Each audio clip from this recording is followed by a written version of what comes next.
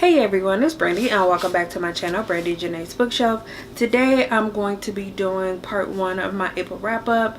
I have talked about this a little bit in a previous video, but I'm not sure if I kept it in that video.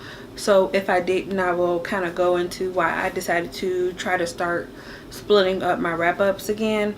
So if you've noticed my past few wrap ups, at least for the ones that I've posted this year, I can't remember if I did my January wrap up this way, but I have been trying to talk about the books a little bit more, and because of that and how much I've been reading, my wrap ups have been becoming extremely long, and it's become a pain to edit it and get everything, you know, keep all the information that I want in those videos and still be able to discuss some of my thoughts.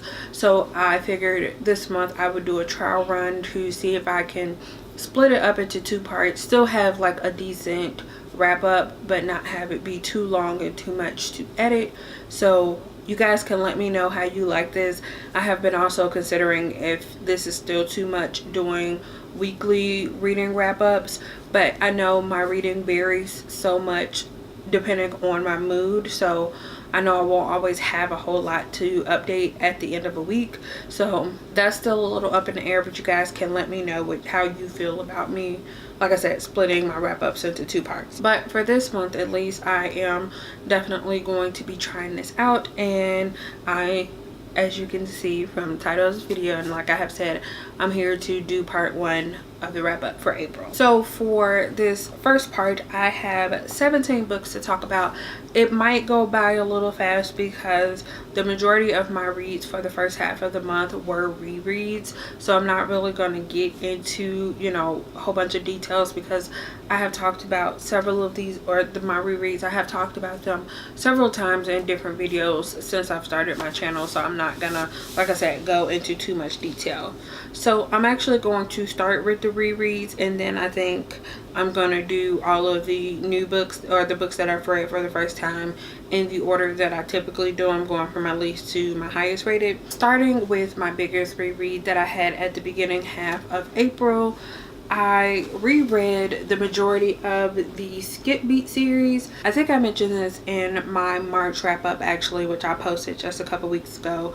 I had finished up volume 42 of this series, which is the most recent volume that has been published in English, and there was a specific thing that happened that was mentioned in that volume that had happened at the very beginning of the story, and then it got me thinking about how the story first started off and how much the main character had progressed. So I told myself that I wanted to reread the entire series. I reread the majority, like I said, of the series, and after I got to a point, I decided to stop because it took way longer than I was planning it to. It took, like I said, well, I didn't say this, but it took me 2 weeks to get through what I got through, and I read a few things in between, but I was mostly reading this. And if you guys have seen my TBR for the month, I had a lot of books on there and I haven't gotten to the majority of those, so I wanted to really get to some of those books, so I decided to stop with the rest of them, especially since I have read most of those recently. But this is the first stack. So these editions, when you see that have these yellow spines, these are 3-in-1 editions. So I actually read 12 volumes of these 3-in-1 editions, and I think altogether it was like 36. Yeah, it was 36 volumes altogether. So I reread 36 volumes of manga, which is quite a lot, but I was really enjoying the story. Once I got towards the end of these 3-in-1 editions, it was starting to slow down before it picked up into the next big storyline, but I decided to just stop there. So I will just briefly go over this. So this is volume 1. Just know, like I said, all of these are the 3-in-1 editions. So volume 1, volume 2, volume 3, volume 4, volume 5, volume 6, volume 7, volume 8, volume 9, volume 10, volume 11, and volume 12. So like I said, throughout the first 2 weeks of the month, I was reading these. And just in case you haven't already heard me talk about the series and you're curious about it, this one starts off following this main character named Kyoko Mogami. She has actually moved to Tokyo from Kyoto, which is like a rural area, and she moves because this guy who she's been in love with since she was a kid asked her to move with him to kind of help him pursue his music dream. So she moves with him to Tokyo, and at the beginning of the story she's like working multiple jobs to pay for his need, or basically his needs. She's paying for, you know, a place for them to live and food and stuff like that, even though it's not a place that she thinks they necessarily need, but he says this is a place that he needs for his image. And not long into the very beginning of the story, she finds out that he's actually just brought her there to use her, to basically support him and to use him in whatever way he saw fit. And when she found that out, she wasn't too happy with that, and she decided that she was going to get revenge against him. And he was like, well, the only way you could do that is by joining showbiz. So she's like, you know what, I'm going to do that. And she went to the biggest rival agency, and she does her best to get accepted into this agency so she can, you know, start off on her path for revenge. And as she goes through this process and she gets more involved with it, it becomes something bigger and something that she actually enjoys. And the story just pretty much follows her progress from the very beginning until, you know, up until where she is now. Like I said, the story has evolved so much and the main character has come such a long way. So I really enjoyed rereading this. Like I said, the later volumes of these 3-in-1 editions were a little slower, and I wasn't as excited in those volumes. I know it's different from when I first read them because I was so like, I need to know what's going to happen next. But this time around I was just like, that was a section that I didn't really care about, which is kind of why I stopped and was like, okay, I need to read some other things. The other rereads that I had for the beginning half of the month was Vampire Academy and Frostbite by Richelle Mead. This is books 1 and 2 in the Vampire Academy series. I had talked about these in my series I'm gonna read this year video, and I had also put them on my, or I put Vampire Academy I think on my January and February, or it's been on my TBR pretty much every month since the beginning of the year. But I just haven't picked them up because I wasn't really feeling like physically reading them, and I always kind of put it off and then I never got to it. But Scribd put the entire series up for the audiobooks on like I said, on Scribd. So one weekend I was just scrolling through trying to find something, or I was looking up something and I was just like, you know what, let me just check again, and they were on there, and I ended up finishing both of these in the same weekend. I'm happy that I finally got through these, and I will probably be continuing with the audiobooks, or at least for the next one, and then see how I feel, if I want to physically read or if I want to you know, pick up the audiobook again. Alright, so I only have 3 more books to talk about in this video. So like I said, this one will probably be on the shorter end since most of those books that I had from the beginning of the month were rereads. But the next one that I have is Royally Endowed by Emma Chase. This is book 3 in the Royally series. I decided to go ahead and pick this one up because I had the audiobook. This one is actually following one of the bodyguards that appeared in the first book. Sorry, I didn't prep for this video ahead of time, but yeah, it follows the bodyguard and a little sister from the first story. So this one actually goes back in time to when Olivia first goes off with the prince to his home country. I can't remember any names at the moment and I feel terrible, but it follows Ellie and her, like what happens with her when her sister's gone, and how things don't really progress, like how some things like sort of happen with this bodyguard. And it kind of follows years and years until she's an adult, and then it jumps I think after that, because then it's like these two have the opportunity to finally be together without any like age restrictions between them. It was, I will say this one was a little weird for me because I think because of the fact that he did go back and follow that time when she was still underage and he was attracted to her. I think this would have been better for me if they would have cut out that part where we went back in time.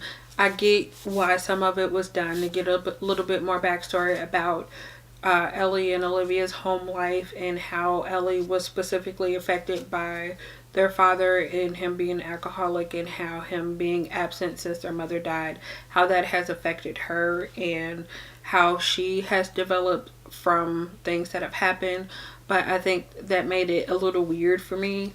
And when their romance actually happened, it was one of those things where it was believable, and that's always weird to say. It was believable, but I still felt like there was something odd about the way that their relationship was handled. So I enjoyed it. It wasn't my favorite, like I said, out of the 3, but it was a good one. Moving on to the next one, I have Angel's Blood by Nalini Singh.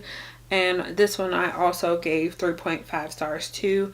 This was the April book pick for the Wicked Spirits book club. We actually just did the live show for this book and Night Chaser, which I'll actually be talking about in the part 2 for the wrap up. This one is following a character named Elena Devereaux. She's actually a vampire hunter, and she's living in a world where angels exist and everyone knows about them, and they also know about vampires.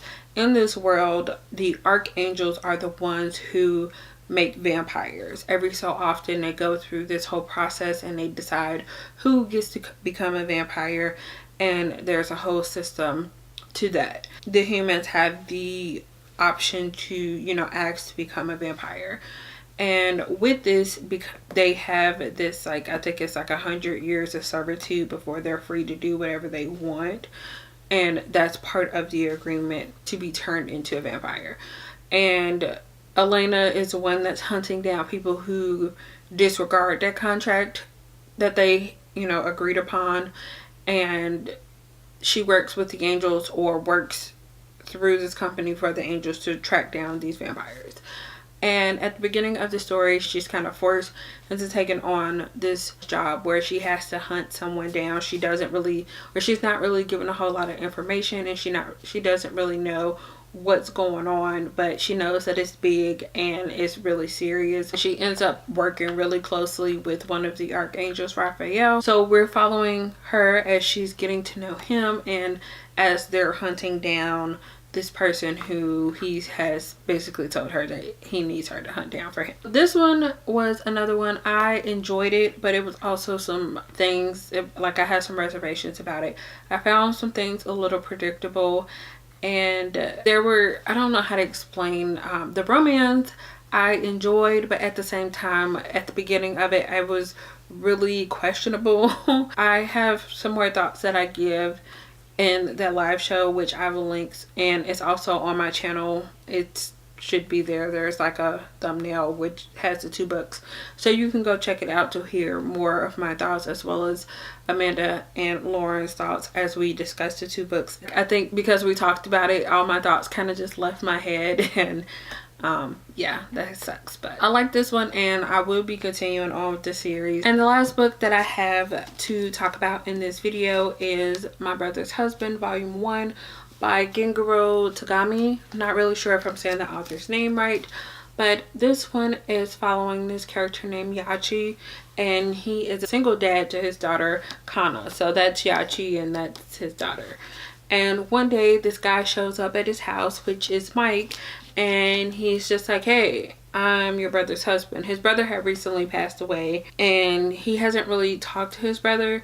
And like I said, the guy shows up, Mike shows up, and he's just like, I'm your brother's husband, and I'm here to get to know more about your brother and see where he has grown up. And this story is pretty much just following Yachi as he opens up and starts to accept his brother being gay, and realizing that just because he's gay, it doesn't mean that he's different from anyone else. You know, he has to come to terms with a lot of things, and it is interesting seeing how things are different for an adult who has been raised in this society, who views this as something that's wrong and should never happen.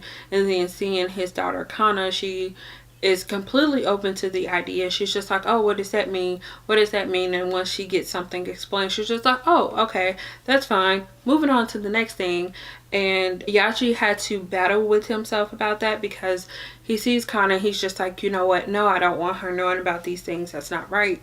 But he realizes that he has been rejecting a part of his brother, and he doesn't really want to feel that way. And he starts to open up, and he has developed as a character and developed his sense of people being the same no matter who they like and stuff like that. I don't know if that made sense. This was absolutely beautiful, and I gave this one 5 stars. I don't have a finished copy of volume 2, but I actually just finished reading that today, and it was so good. I love this. This is probably going to be one of my new favorite series, or not probably, this is definitely one of my new favorite manga series, and this is probably one that I'm going to recommend to a lot of people, and I definitely suggest you guys go check this one out. So those were all the books that I read in the first half of April. Like I said, this one was pretty quick because a lot of the books were rereads, and I wasn't really going to go too much into those since I have definitely already talked about them on my channel. So I didn't want to take a whole lot of time doing that. That's all I have for you guys in this video. If you liked it, give it a thumbs up. And if you would like to see more from me, make sure you subscribe. Thank you so much for watching, and I will see you guys again in the next one. Bye.